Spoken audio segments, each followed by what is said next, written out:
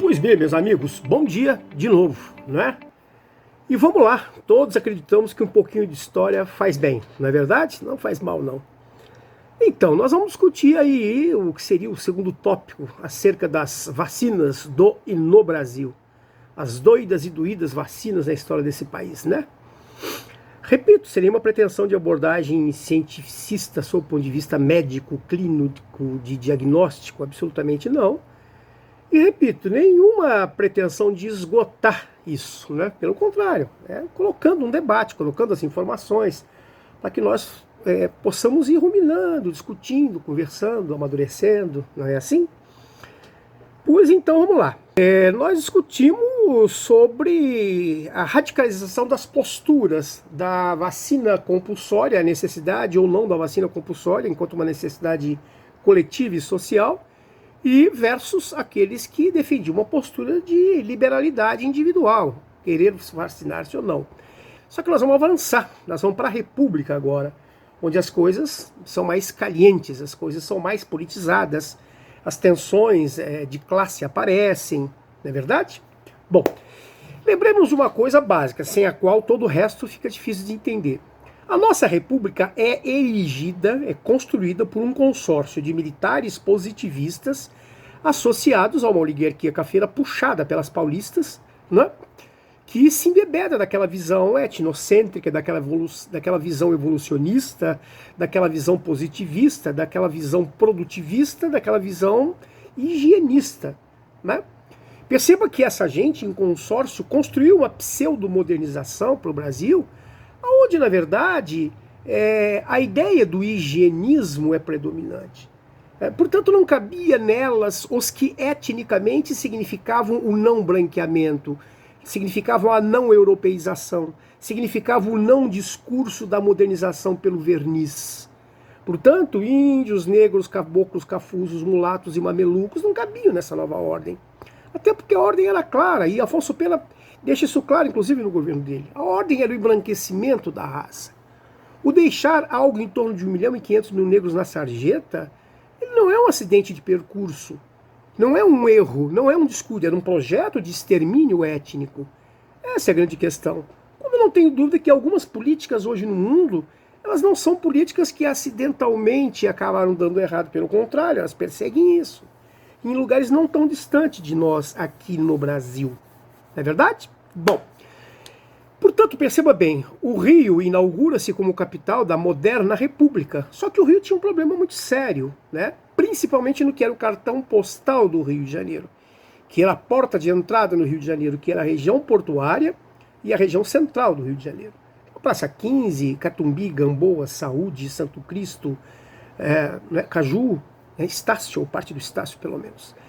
Essa região toda era uma região muito complicada. Para que vocês tenham ideia do que eu estou falando para vocês, a última intervenção urbanística que essa região viveu tinha sido durante o período joanino, portanto, década de 10 e 20 do século retrasado. Portanto, nós estamos falando do governo do Rodrigues Alves, em 1904, significa dizer que há 80 anos não havia nenhum tipo de intervenção urbanística e sequer existia política sanitária nessa região. Essa região era um caos sob todos os aspectos. Então, quando o Rodrigues Alves chega ao poder, ele entende a necessidade de implementar uma reforma urbanística e de saneamento, porque sequer sistema de esgotamento sanitário havia. Era uma coisa caótica, tá? Então, é bem verdade que não faltam razões para que essa reforma fosse feita, é bem verdade. Tá bem, então vamos lá, vamos pontuar o que era necessário fazer, né? Primeiro, essa região portuária, ela tinha um traçado urbanístico e viário muito comprometedor para a própria atividade portuária, né?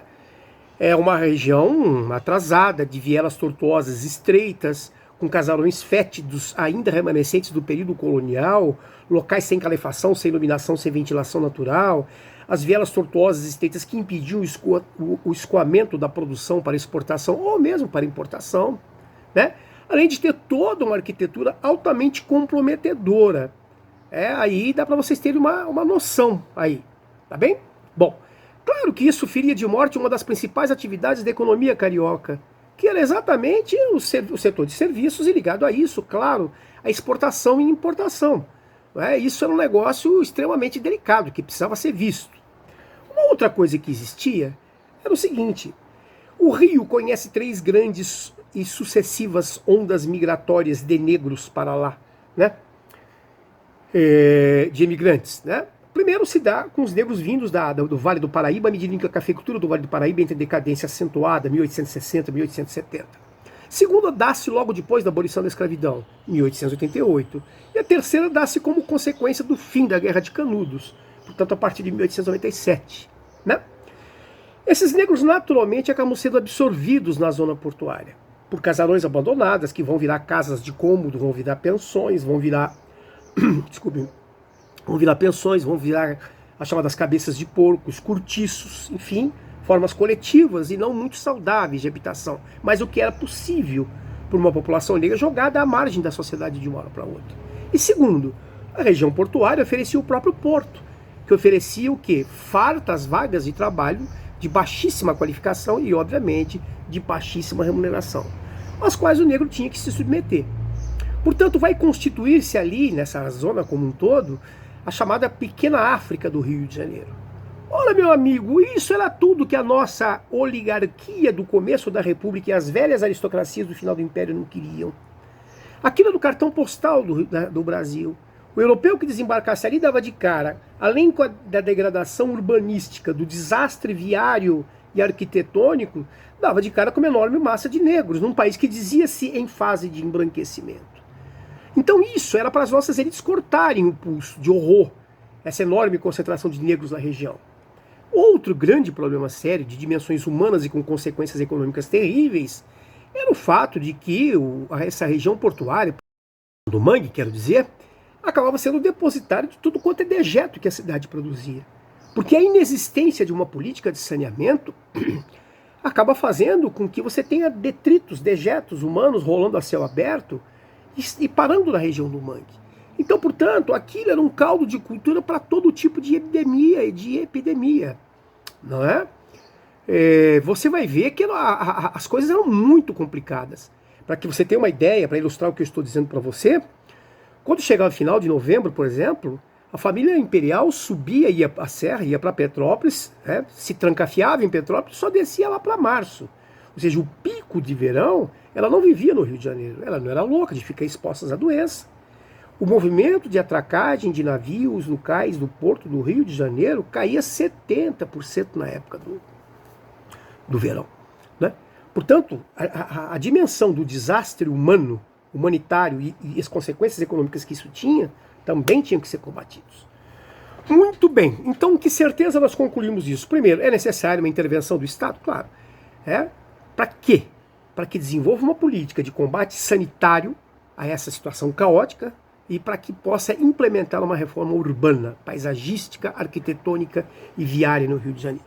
Vamos começar pelo combate às questões de ordem sanitária. Para isso, o nosso presidente Rodrigues Alves praticamente escala um jovem cientista, médico e pesquisador chamado Oswaldo Cruz, então com 34 anos de idade, 33 aproximadamente, na prática um menino, né? E o Oswaldo Cruz tinha pela frente um time de maldades para enfrentar, um time de males para enfrentar. Essa que é a questão. Ele tinha a febre amarela, ele tinha a peste bubônica, tá claro isso? E ele tinha a varíola para enfrentar. Ele não tinha pouca coisa para enfrentar, tá bem? E ele vai arregaçar a manga e vai fazer isso. Primeiro enfrentando a febre amarela, que era mais constantemente presente, tá bom? Bom, a febre amarela tá aí, vou dar para vocês verem, transmitida pelo próprio Aedes aegypti, esse que tá aí hoje dando baile, né? A primeira coisa que ele faz, que o Oswaldo Cruz faz, na verdade, ampliar a quantidade de ambulâncias, né, para socorrer os moribundos. Né? Logo se percebeu que era enxugar gelo para ambulância, e ele sabia disso, né? Então o que ele faz? Ele cria batalhões de carroções de mata-mosquito para percorrer a cidade, matando mosquito, né? Já que o mosquito era o transmissor. Depois ele parte para uma política interessante, que é de borrifar as casas por dentro, né? Então você tampava as casas com um pano em cima, né? E dentro você queimava um piretroide, o chamado piretro, ou pó da Pérsia, como era conhecido à época, para que essa fumaça subisse e pegasse na brenha dos telhados de uma forma geral, para eliminar o mosquito onde exatamente ele se escondia, né? Bom, e, quer dizer, para além disso, foi necessário forçar a barra para poder estar dentro das casas, caiando as casas por fora, porque se acreditava que o cal da caição permitiria o combate ao mosquito, né? E isso, claro, já cria algum nível de tensão entre Estado, né? Leia-se, no caso, a Prefeitura do Distrito Federal e a população, que se sentia devassada por isso. Bom, a segunda coisa a ser combatida era a peste bubônica, né? Transmitida por quê? Pela picada da pulga que frequenta o rato, tá bem? Bom, Oswaldo Cruz, depois de um tempo de pesquisa, entendendo que esse era o vetor que fazia propagar a peste bubônica, ele propõe à Prefeitura do Rio, do Distrito Federal, uma política aparentemente simplória, que era do quê? Ele constata o óbvio. O que é que mais tem? Quais as duas categorias que mais existem no Rio de Janeiro? Rato e desempregado. Ah, é? É. Então a Prefeitura vai construir biotérios em todos os lugares da cidade possível, e a Prefeitura vai comprar rato da população. Tá? A Prefeitura pagava 100 mil réis por rato. Não era nenhuma fortuna, mas dava para o cidadão comprar um pão. Muito bem. O que vai acontecer com isso? Quando ele apresenta essa proposta, dá para vocês perceberem isso na revista O Malho, na capa da revista O Malho, e o próprio nome da revista diz aqui, ela veio malhar as pessoas. Diz, olha, esse cara está ensandecido, esse cara precisa ir para a forca, esse cara está louco, esse cara é um charlatão, esse cara deve ser sócio de alguém que constrói biotério. Esse cara está tendo delírio com rato. Ele construiu o Instituto Oswaldo Cruz, o Centro de Pesquisa Manguinhos, para das suas torres ficar olhando ratos e pulgas, como sugere aquela charge, né? E então esse cidadão, ele não está bem, ele está louco, ele precisa ser internado, precisa ser tirado de circulação. Cruz insiste nessa política, tá bem? Bom, e aí, a curtíssimo prazo, a não mais do que 3 meses, ele vai calar a boca de todo mundo. Por quê? Porque quanto mais ratos se recolhia e já eram exterminados, incinerados, menor a curva de contaminação, mais a curva de contaminação caía. Caindo assustadoramente. Em 3 meses, os índices de contágio caíram em 70%, reduziram-se a 30%. Isso cala a boca da imprensa, cala a boca dos fofoqueiros, cala a boca da oposição, cala a boca dos fake news da época e vai por aí afora. Quando é que ele entra numa desilusão profunda e acaba meio que abandonando essa política? Quando ele descobre que você tinha alguns setores da população, inclusive aqueles que se opunham ao nosso presidente, não é?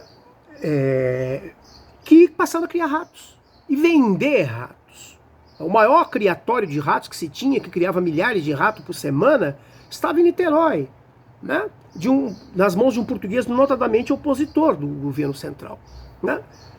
Ora, quando ele percebe que a coisa chegou a esse ponto, ele percebeu que ele estava girando no próprio rabo, que não era possível isso. Esta charge que vocês estão vendo aí, é do jornal chamado Aurora Fluminense, ela explicita isso, o cidadão comum tentando provar para o policial que o rato dele não era um rato pré-fabricado. Tá aí o rato original, né? Não era um rato importado de Niterói, como se dizia à época. Bom, isso virou uma situação de glosa popular, né? E era bastante engraçado isso, porque nós tínhamos um pistonista da banda do Corpo de Bombeiros à época, chamado Casimiro Rocha, que escreveu uma polca, né? Essa polca passou a ser cantada no Brasil inteiro, porque ela era uma gostosa, né? Bastante gostosa. E era uma polca onomatopeica, porque você vai ver que o refrãozinho curto dela imita um rato, e parece um rato efetivamente. E caiu tanto no gosto popular isso, que as pessoas começavam a cantar o rato pela rua, não é verdade? E várias letras espontaneamente foram criadas pela população. Eu vou dar uma passadinha para vocês terem uma noção.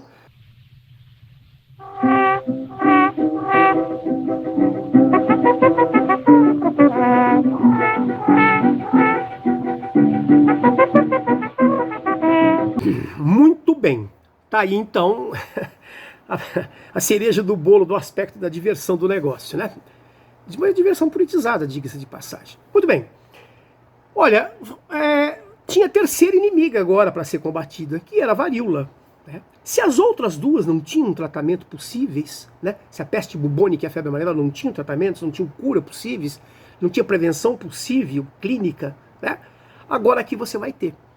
Por quê? Porque a varíola, vimos no tópico anterior, a varíola é uma forma efetiva, a vacina é uma forma efetiva de combate à varíola, tá bem? E aí o Oswaldo Cruz não bobeia, né? Ele estabelece que todo mundo no Rio de Janeiro, a partir do 6º mês, não são anos não, no 6º mês de idade, vai ser compulsoriamente vacinado pela vacina contra a varíola. Tá claro? Bom, olha, meu amigo, isso não foi tão simples. Pelo contrário, para você ter uma ideia, o decreto que assina a compulsoriedade da vacina é assinado no dia 31 de outubro de 1904. Tá? 10 dias depois, no dia 10 de novembro, tá?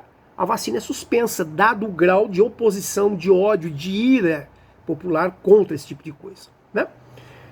Não sem razão. Não sem razão. Primeiro, qual é a relação do Estado com essa massa de pessoas? Marcada pelo profundo autoritarismo.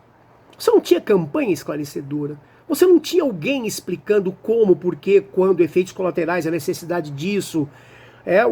O monstruoso espectro da morte que rondava um carioca desprotegido e sem vacina.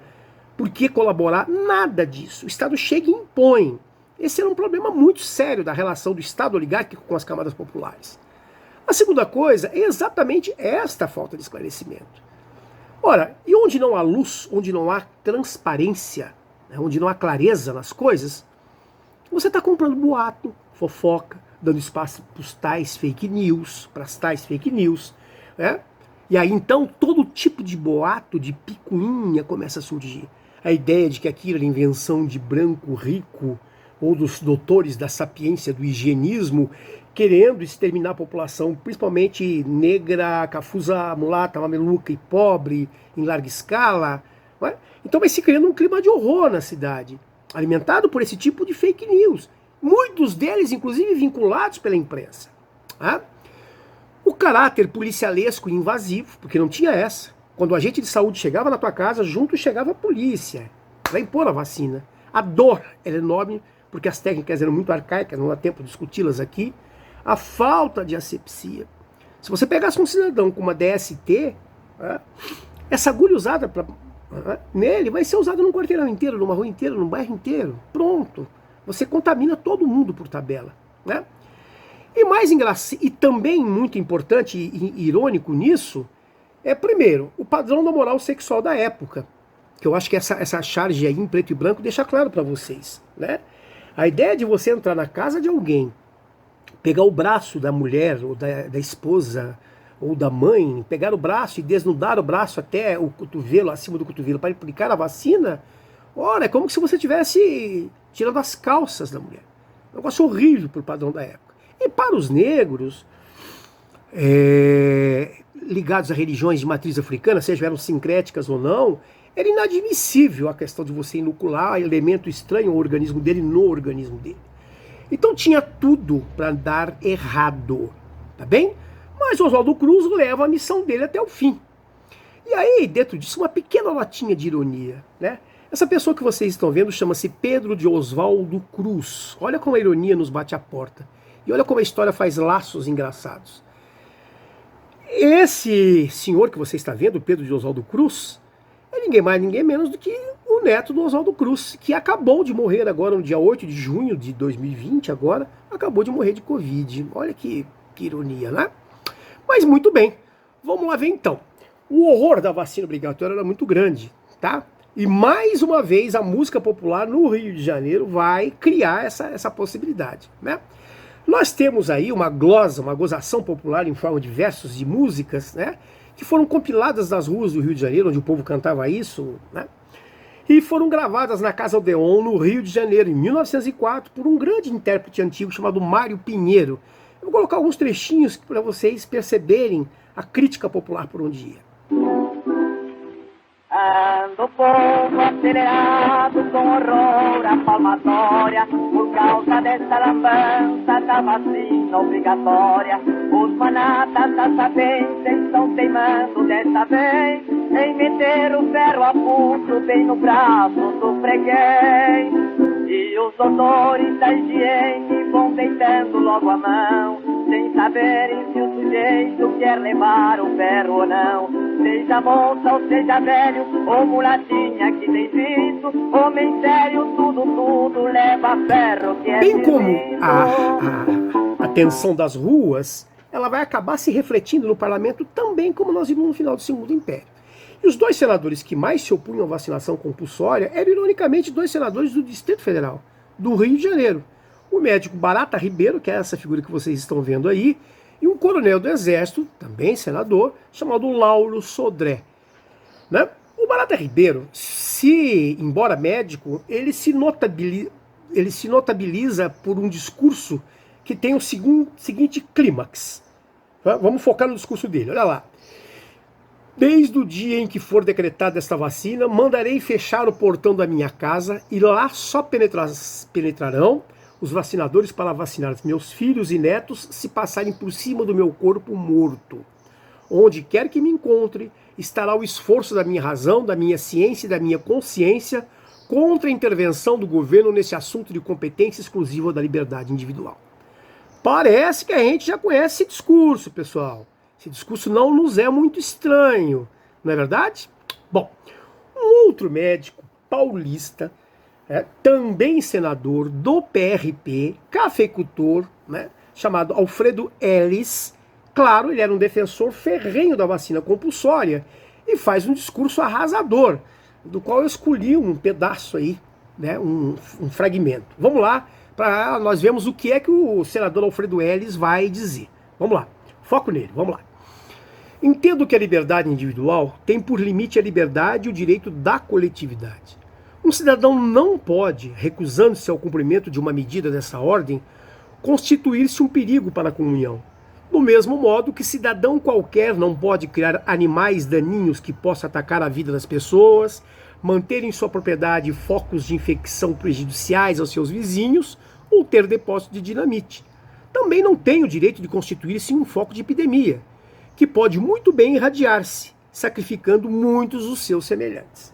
Ora, na verdade, ele bota a mão no peito do senador Barata Ribeiro e diz que, escuta aqui, esse individualismo radicalizado por essa concepção por essa concepção liberal, ela é linda, ela é maravilhosa. Agora, não nos esqueçamos uma coisa, você, Barata Ribeiro, vacinou-se contra a varíola, toda a sua família está vacinada. Primeiro, então há uma contradição no seu discurso. E a segunda coisa, como é que você quer fazer com que o primado da opção pelo individualismo do seu umbigo se sobreponha a toda uma sociedade que precisa da prevenção contra a varíola? Né? Perceba que esse debate, ele está aí. Ele está aí, esse debate. Ele não é novo, ele está dado.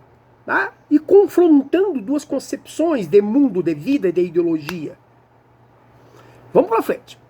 Feito o trabalho do Oswaldo Cruz, entra em cena agora o aspecto da reforma urbanística. Né? E aí então é interessante, porque quando a Revolução Francesa fez 100 anos, portanto em 1889, o prefeito de Paris, Haussmann, resolveu fazer uma grande reforma urbana para comemorar isso. Ele foi o cara que construiu a Champs-Élysées, o Arco de Triomphe, a Place de la Concorde, instalou o Terre Eiffel. Foi ele que fez os boulevards. O que vai acabar acontecendo?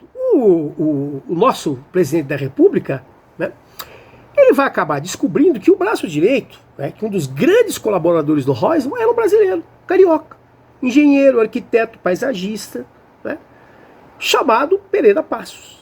Então o Rodrigues Alves, presidente da República, não tem a menor sombra de dúvida. Ele vai até Paris, traz o Pereira Passos e fala, ó, está nomeado prefeito do Distrito Federal. Ponto.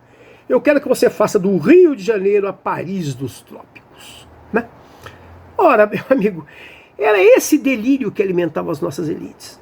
Londres como a oficina do mundo, Paris como a vitrine do mundo. Londres como o suor da produção, Paris como perfume do mundo. Ser elegante é ser parisiense. Lembre-se que nós vivíamos, inclusive, um processo de galicização de línguas e costumes, né? É isso. Lâmpada vira abat-jour, motorista vira chauffeur, janela vira vitrô, sépia vira marrom, né? Prostíbulo vira bote. Não é assim? Então a moda era ser francês. Então todo aquele delírio que as nossas elites tinham se reflete na concepção que vai orientar o Pereira Passos em fazer a reforma urbana no Rio de Janeiro. Essas imagens que vocês estão vendo aí, como por exemplo o Teatro Municipal, a Biblioteca Nacional e a Avenida Rio Branco, que era a Avenida Central, né? Você está vendo aí o canal que desemboca na praia. Você está vendo uma comparação entre a Avenida Champs-Élysées em Paris e a Avenida Rio Branco, no Rio de Janeiro, ou a Avenida Central, né? E para que vocês tenham uma ideia do ridículo da subserviência cultural, estética, ideológica das nossas elites, essa visão eurocêntrica, essa visão subserviente, típica dos povos periféricos, ou pelo menos das elites dos povos periféricos, compra-se centenas de gaiolas de pardais na Europa e traz-se esses pardais para o Rio de Janeiro para que eles fossem soltos, para dar ao Rio de Janeiro o ar do som, para sentir no ar o som dos pardais como se sentia em Paris. Assim os pardais vieram parar no Brasil. Acho que não precisa falar mais nada no grau de subserviência. Mas a pergunta que fica, meu amigo, é a seguinte: a que preço isso foi feito? Esse é que é o bicho pegando. Primeiro, a política do Pereira Passos para iniciar a reforma urbana, logo de cara é conhecida como bota abaixo. O nome por si já é denunciante, né?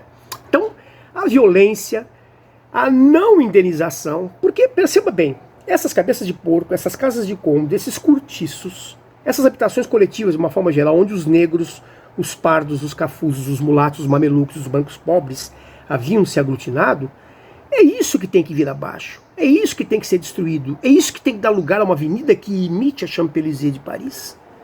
Portanto, não tenha dúvida sobre isso. Tá bom, legal, ótimo. E como a coisa era feita com extrema violência? A prefeitura chegava, fazia a notificação, 3 dias depois vinha a maquinaria, vinham os trabalhadores, iam derrubando tudo. Não é? Tá bom, e essas pessoas vão para onde? Vai morar em cima do sapato, meu amigo. Não tem política indenizatória, não tem política inclusiva, não há compensação alguma, não existe política alternativa de construção de habitação popular, não há absolutamente nada. Essa população é jogada na rua, como essa charge deixa claro para vocês. O policial chega indignado e diz para o casal: vocês estão morando na rua, dormindo na rua? Esse sim, nos tiraram de casa, só quer que eu vá indo para onde? Não é verdade? Muito bem. A outra coisa que fica clara é que, na verdade, em cima do ar do tecnicismo, da isenção absoluta e da eficiência da reforma, né, feita como o discurso positivista adora fazer, né, havia uma grande política de especulação imobiliária. A família Guinle, que era uma família pendurada nas tetas do Estado, uma família que havia conseguido 99 anos de concessão para a exploração do cais do Porto do Rio de Janeiro através de uma série de tarifas, né, vai ficar com metade da avenida para especular. Essa mesma família que construiu o Copacabana Palace, que construiu o Palácio do Botafogo, que construiu o Palácio das Laranjeiras, que até hoje é sede do governo do Rio de Janeiro, lideradas pelo patriarca, que era o Eduardo Palassan Guinle, não é verdade? Então, meus amigos, todo mundo percebia isso. Mas outra coisa que complica a situação era a escalada inflacionária, ou seja, a quantidade excessiva de investimentos feitos ali eleva o preço das coisas, e as massas miseráveis não tinham a menor capacidade de acompanhar o aumento dos gêneros de primeira necessidade. E uma outra coisa bastante clara, qualquer idiota percebia o caráter etnocêntrico que estava ali. Ou seja, varrer principalmente os negros dessa região, ou para os extremos subúrbios, ou para regiões miseráveis, ou para regiões que até então pareciam ser o quê? Topograficamente impossíveis de serem habitadas, como por exemplo, como as encostas dos morros cariocas. Mas, mais uma vez, o povo nas ruas volta a cantar denunciando isso. E aí surge uma figura muito pouco conhecida na história do Brasil, mas tão brilhante quanto a Chiquinha Gonzaga. Bom, essa comparação é meio boba, né? Mas uma figura brilhante, chamada Pepa Delgado, que era uma cantora e atriz do teatro de revista do Rio de Janeiro, filha de um anarquista espanhol radicado no interior de São Paulo, dono de um circo, né? E que vai ser a primeira mulher a gravar no Brasil, não é isso? Já em 1902 ela estava pertencendo às primeiras gravações da Casa Edison do Rio de Janeiro, não é verdade? E ela vai gravar O Eixo da Avenida. O engraçado é que no próprio rótulo do disco, né, vinha lá letra com duplo sentido, como se fosse uma advertência, né? E era uma advertência. Por quê? Porque, na verdade, ela usa de metáforas com muita sensualidade e muita sexualidade para denunciar aquilo que ela chamava, que eles diziam ser um estupro etnocêntrico. A promessa do paraíso para todos, aonde a Champs-Élysées dos trópicos ficaria linda, o rio aberto, tal. Na verdade, só serviu para ferrar com a vida dos negros, né? Ou seja, O meu namorado de cabelos loiros e olhos azuis me tapeou. Bastou que ele conseguisse abrir o eixo. Olha a duplicidade de sentido do abrir o eixo. Abrir o eixo no sentido de construir o eixo central, a avenida central, e abrir o eixo, certamente, sob o ponto de vista da questão da virgindade, não é isso? E isso foi muito cantado pela população nas ruas do Rio de Janeiro. E dá a medida do que eu disse para vocês.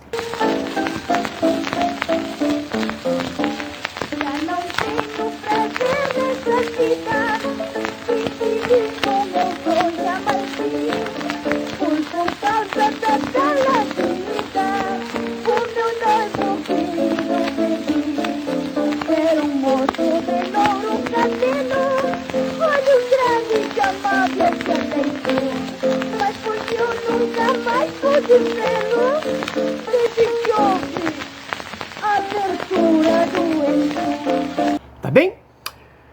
Bom, nós vamos ter que encerrar por aqui, e a aula que vem a gente pega o rescaldo disso para nós falarmos das consequências urbanas que a reforma urbana tem, das consequências socioétnicas e culturais que a reforma impõe, tá claro? E vamos falar como é que isso dá notoriedade às camadas populares do Rio de Janeiro, deixando evidente o conflito de classe que está claro dentro da reforma urbana do Rodrigues Alves. Falou, moçada? Olha, um abração, hein? Tá bom? Ademã.